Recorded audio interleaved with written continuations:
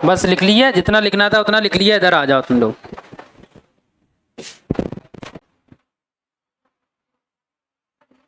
देखो बेटा जरा ध्यान से, बस इधर मैंने कल लिखाए थे क्या, इन्हें तुम्हें क्या करना था, याद करना था, है ना। जैसे यहाँ अपन देखेंगे कुछ विदेशी यात्री के रूप में अगर देखा जाए तो तीन मेन है। कौन कौन से है बेटा? एक तो कौन सा हो गया आपका, अल-बरूनी हो गया, और दूसरा कौन सा हो गया बेटा, इब्ने बतूता हो गया, और तीसरा कौन सा हो गया बेटा, फ्रांसिस वर्नियर। कौन सा हो गया बेटा? तो ये तो बेसिकली तुम्हें पता ही है।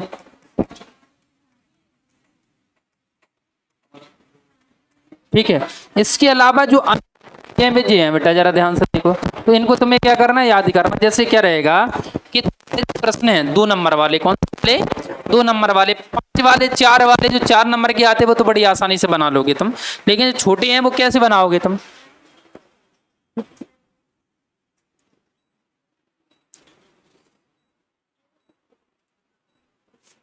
है ना। छोटों की लाइन जो 2 नंबर वाले आएंगे उनकी लाइन क्या करना है, में 2 नंबर वाले लिखने हैं। देखो अब देखना तुम लोगों में गलती क्या होती है, वो पुराने मैराथन में गलती वैसे क्या होती है, क्या गलती करते हो तुम लोग। एक होती है ट्रेडिशनल स्टडी, जो परंपरागत तरीका से चली आ रही है, कि वो आज भी चली आ रही है। कि जैसे तुम देखोगे ना, तुम्हें मार्केट सोर्स मिलती है, जैसे लोग हो गया, परीक्षा अध्ययन हो गया, या इंग्लिश मीडियम में और भी कुछ सोर्स आते हैं। उनमें क्या रहता है कि ज्यादातर जो कंटेंट होता है ना वो टाइप में होता है। पूरा एक दिया गया, जैसे अल-बरूनी लिख दिया तो पूरा पैराग्राफ में उनकी पूरी कथा लिख दी गई, गाथा लिख दी गई है कि अब उसमें वो ट्रेंड गया। क्योंकि आजकल का जो इंसान है ना, वो रहता बड़े जल्दबाजी में रहता है। क्या रहता है? बड़ी जल्दबाजी में रहता है। चाहे वो कॉपी चेक करने वाला हो, चाहे वो लिखने वाला हो। लिखने वाले से कहा भी जाए ना, तो वो उससे कहो कि 3 घंटा लिखो, तो वो कहेगा 3 घंटा नहीं लिख पाएंगे हम। क्या, हमें तो क्वेश्चन बताओ कितने लिखने, क्या करना है, कैसे है, तो वो बड़ी जल्दी जल्दी लिखेगा और अपनी तरीका से, शॉर्ट तरीका से 3 घंटे का पेपर 2 घंटे में करेगा। कैसे भी करे, वो स्ट्रक्चर बनाए, जैसे भी कराए, वो अपनी खाना पूर्ति करेगा। वैसे क्या होता है कि जो कॉपी चेक करने वाला होता है, कॉपी चेक करने वाला भी क्या चाहता है यार, हमें भी, उनका भी टारगेट रहता है कॉपी चेक करने का, 1 दिन का टारगेट रहता है, तो भी कॉपी चेक करते हैं। तो उनका भी टारगेट रहता है यार हम क्या गाथा पढ़े, हमें सीधा कंटेंट मिले, हम सीधे सीधे तुम्हें क्या करते चलेंगे, क्लियर करते जाएंगे। जैसे कभी कभी तुमने सुना हो, कभी प्रश्न ऐसे आ जाते, बच्चे बोलते हैं कि हम 20 शब्द में कैसे लिखें, 30 शब्द, 2 नंबर में 20 या 30 शब्द में लिखा जाता है आंसर बेसिकली। तो उसमें क्या रहता है कि फ्रांसिस वर्नियर कहाँ का निवासी था, कहाँ का था बेटा? सीधा आंसर क्या होगा एक वर्ड में, फ्रांस का होता। अब उसमें लिखा 20 से 30 वर्ड, क्या लिखा है 20। अब बच्चा 20 से 30 वर्ड इसमें क्या लिख दे भाई। फिर वो क्या करता है, फ्रांसिस वर्नियर फ्रांस का निवासी था, भारत आया था और घूम घाम के आया था, ऐसे तो वो उल्टी सीधी कहानी क्या होता है उसके साथ लपेट देता है। जबकि कॉपी चेक करने वाले को चाहिए होता है एक आंसर के फ्रांस, क्या बहुत है तो ऐसे लिख दो कि फ्रांसिस वर्नियर था, वो फ्रांस का निवासी था, वो भारत आया था, बस इतना लिख दो तो 10 शब्द हो जाएंगे। 20 शब्द नहीं हो रहा तो जरूर थोड़ा सा उसको खींच के बड़ा करो, जब जितना हुआ उतना कर दो, फालतू की कथा लिखने की क्या जरूरत है, क्योंकि कॉपी चेक करने वाला आंसर देख रहा है, वो चीजें होता है। कुछ रेयर केस में हो जाता है कि बढ़ जाता है, जैसे मान के चलो फ्रांसीसी, जैसे मान के चलो अल-बरूनी का संक्षिप्त विवरण दीजिए, क्या कुछ तुम्हें डिस्क्रिप्शन देना है अल-बरूनी के बारे में। अब अल-बरूनी के बारे में ये नहीं लिख पाओगे तुम डायरेक्ट आंसर कि अल-बरूनी कहाँ का निवासी था बेटा, ख्वारिज़मी का था या उज्बेकिस्तान का निवासी था, ये नहीं लिख पाओगे। अब तुम्हें पूरा बताना पड़ेगा ख्वारिज़मी का निवासी था जिसका वर्तमान नाम उज्बेकिस्तान है, इसका जन्म अब हुआ था इतने साथ, और इसके बाद अल-बरूनी के साथ क्या आया था, वो सॉरी महमूद गजनबी के साथ भारत आया था, और यहाँ की उसने सामाजिक आर्थिक स्थिति का चित्रण किया। 3-4 लाइनें उसने अपन ने क्या कर दिया गया, छोटा सा अपन ने उसका विवरण दे दिया गया।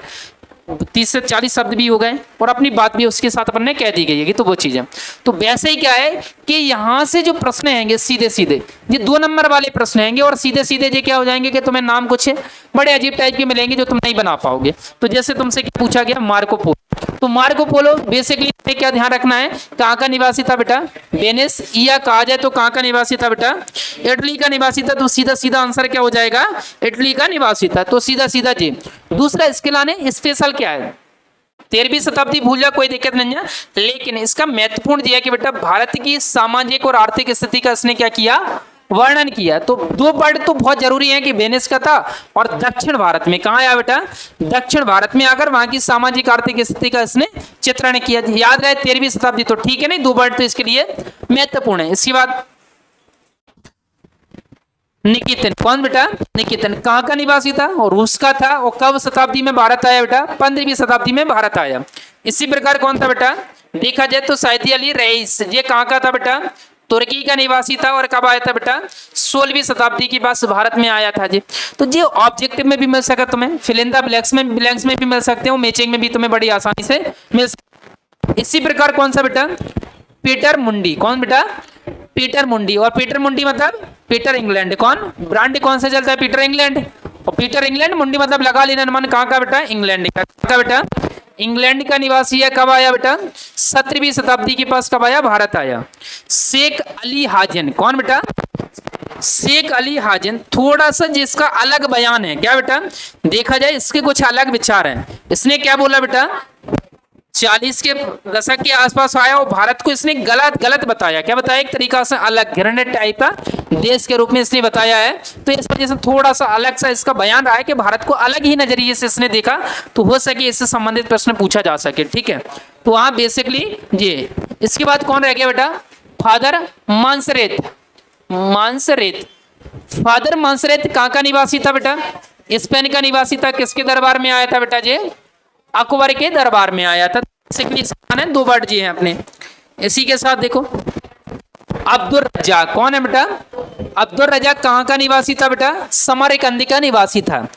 और यही क्या बता रहा है जी अब्दुल रज्जाक? क्या कह रहा है कि भारत को एक तरीका से इसने विचित्र देश की संज्ञा दी। क्या दी बेटा? मतलब जब जी आया तो कालीकट या कहा जाए या कोझिकोड केरल वाला तट है, तो वहां आया साउथ के अंतर्गत, गर्मी रहती है, काले लोग रहते हैं। और बेटा जी कहां से आए? समरकंद। देखा जाए तो अपना मध्य एशिया वाला जो पार्ट है वहां निकल कर आया। तो जैसे ही यहाँ आया साउथ के अंदर का लोग ही अलग लगे इसको, काले से इसने यहाँ देखते हुए लोगों की शक्लों को देखते हुए, वहां के लोगों को रहन सहन देखते हुए एक विचित्र देश की संज्ञा दी। कौन से बंदर गए बेटा? तो कालीकट बंदर गए। इसके बाद मंगलौर में इसने एक मंदिर देखा। क्या बेटा? मंदिर देखा। और मंदिर की फिर आगे चल के उसको वेस्टर्न घाट है उसके पार के आसपास क्या एक मंदिर है, बाकी फिर इसका बड़ा विचित्र वर्णन, ये अच्छा वर्णन ये कर रहा है। उस मंदिर को ये बता रहा है कि देखा जाए तो वहां कुछ मंदिर हैं, मंदिर बने हुए हैं जिसकी हाइट माइट 5 गज के आसपास बता रहा है। और उनके मंडप बने हुए हैं, मंदिरों के द्वार पर मंडप वगैरह बने हुए, उनका भी जिक्र कर रहा है। उन मंडपों में एक मंडप जो है, उस मंडप के अंतर्गत ये बता रहा है कि एक इंसान की मूर्ति बनी हुई है। और वो मूर्ति किसकी बनी हुई बेटा? सोने की मूर्ति बनी हुई है। और उसकी आंखें हैं, आंखें मणि, ऐसा कुछ क्या वर्ड आता है उसके लिए है? हाँ, वो इंग्लिश वर्ड है, कंचे टाइप का ऐसा ले लो, उससे बनी हुई है। तो ऐसा लग रहा है एक सजीव चित्र सा बन रहा है। तो उसका जी क्या कर रहा है? जिक्र कर रहा है मैंने। तो उसको तो इंसान को देखा, साउथ के अंतर्गत देखा, तब तो इसको बड़ा विचित्र लगा। और जैसे ही मंदिर में पहुंचे तो थोड़ा इसको क्या लगा? अच्छा लगा उसको वहां देखने के बाद थोड़ा सा। तो उस टाइम के मंदिर का जिक्र कर रहा है, साउथ का जिक्र कर रहा है। इस प्रकार कौन सा बेटा? Duarte Barbosa. कहाँ का निवासी है बेटा? जी, पुर्तगाल का निवासी है। 1518 के आसपास भारत में आया। और वैसे कहाँ आया बेटा? दक्षिण भारत के अंदर आया। इस तरह क्रम में कौन आया? बैप्टिस्ट तेंजियर। ये कहाँ? 17वीं शताब्दी में कहाँ का निवासी है बेटा? फ्रांस का। और लगभग इसने भारत की यात्रा कितनी की बेटा? 6 बार। इसका मतलब इसको क्या? हाँ, मतलब इसका मतलब ये है कि इसका कहीं ना कहीं भारत की ओर क्या था, किसी ना किसी पर्पज को लेकर वो था, रुझान था, और ये भारत आया इस पर्पज से।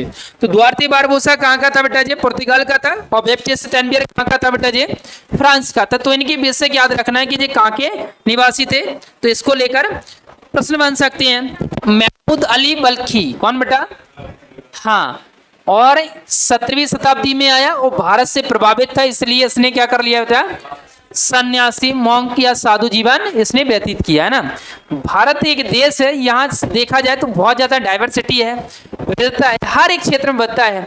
चाहे तुम धर्म के क्षेत्र में देख लो, चाहे तुम जाति के क्षेत्र में देख लो, चाहे इसके अलावा जलवायु के क्षेत्र में देख लो, हर एक क्षेत्र में क्या बेटा? विविधता है। तो भारत में जो भी आया ना, तो उसको अट्रैक्टिव कर लिया भारत ने, कि भारत की ओर ऑटोमेटिक अट्रैक्टिव हो जाते हैं और भारत में ही रहने का उन्होंने प्रयास किया। और भारत के लोग बड़े अच्छे, इतना ही नहीं, भारत के लोग भी बहुत अच्छे हैं। तुमने देखा होगा कि अब तो थोड़ा गांव का कल्चर क्या हो गया, कम हो गया है ना। तुमने देखा होगा गांव के अंतर्गत जो एक तरीका से भाईचारा नजर आता है ना, क्योंकि गांव के अंतर्गत भाईचारे के साथ साथ देखा जाए उनकी लाइफ भी बड़ी अच्छी रहती है, क्योंकि उनका क्या रहता है? मानसूनी सीजन रहता है। अपन देश से क्या पाएंगे? चैत वाला टाइम आएगा तो कटाई कतराई वाला टाइम पीरियड रहेगा। इसके बाद वो क्या रहते हैं, जैसे जुताई बुवाई वाला टाइम पीरियड होगा, कटाई वाला होगा, इसके टाइम बाद वो क्या रहते, फ्री रहते हैं। तो कोई भी वहाँ रिश्तेदार उनका मिलने पहुंच जाए ना, तो वो भी कैसे होते हैं, बड़ी टेंशन फ्री होके मिलते हैं, बड़ी अच्छी तरीका से बातचीत करते हैं वो लोग, है ना। रुकना जरा एक सेकंड।